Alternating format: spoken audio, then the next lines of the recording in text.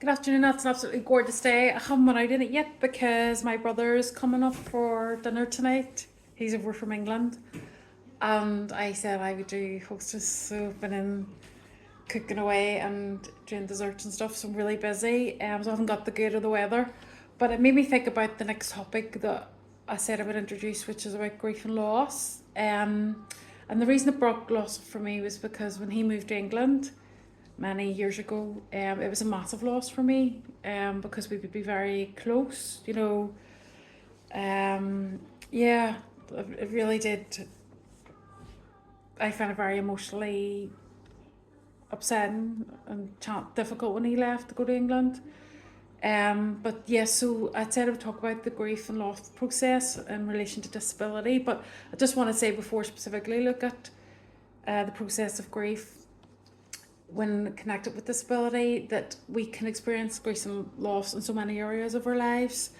It's not, people often assume it's just, with the natural death, but grief and loss is about that significant sense of, losing something really important to us. So it could be loss of a pet, it could be loss of a job, which then can impact on identity.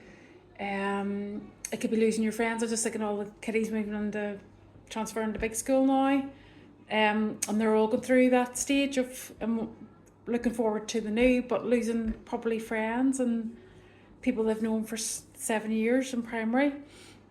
So there's so many areas that we in life can experience loss over.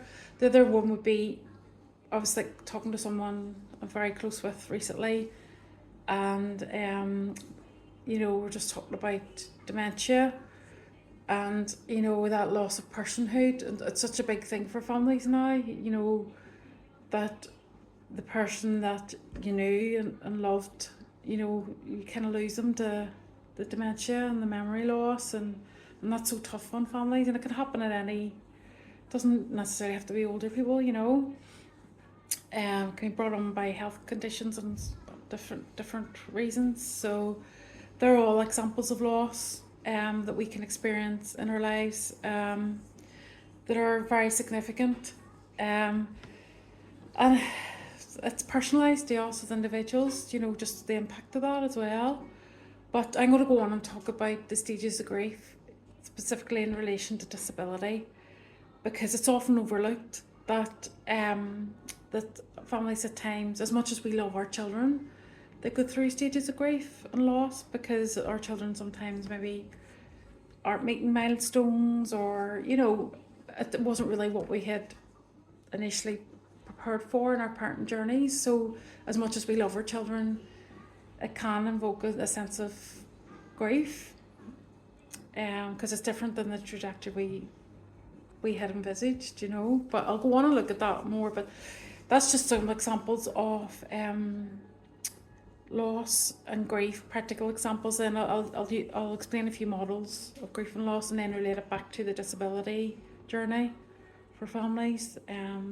But I don't think I'm going to get out in the sun today because of too much on here in the house.